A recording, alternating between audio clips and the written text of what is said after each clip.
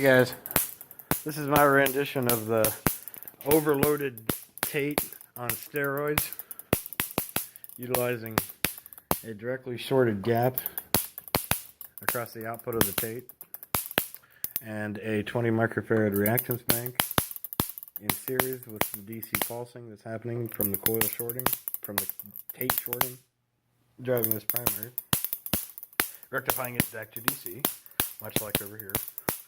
Storing it in a condenser bank, much like here, and then that being shorted itself directly in parallel across a primary coil with another equal capacitance reactance in series.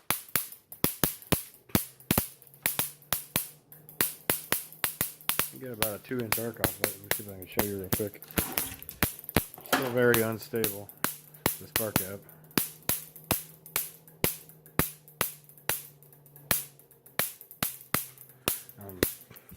That's with the gap out thus far. You can bring it in and they start to go out of sync because obviously the DC bank can fire a little faster than it's being charged because not all the current is being discharged each time, ironically. So this gap here, normally it's pretty coupled with this gap.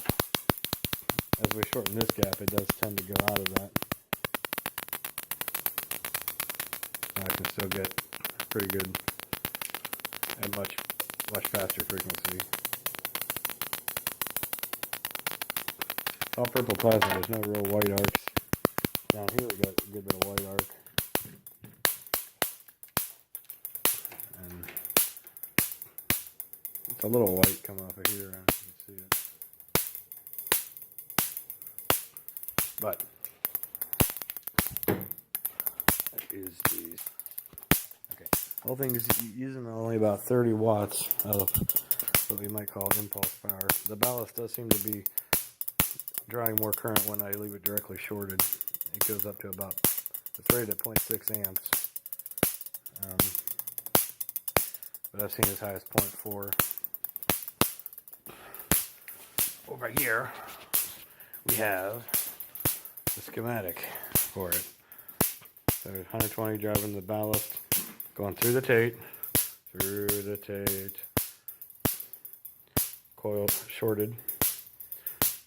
This is the green bucket reactance. This is the step-up transformer, high voltage rectification. DC charge across that condenser, shorted again through a reactance primary coil bank, actuating the secondary and what wants to be a tertiary, but is probably more like a addition to the secondary.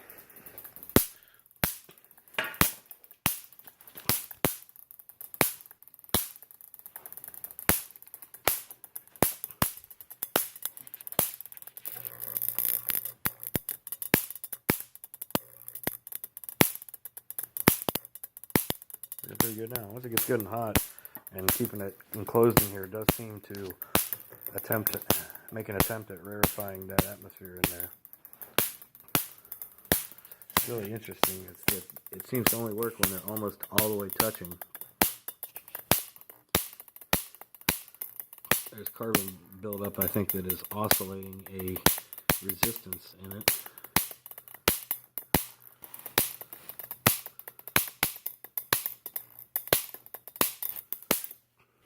Oops.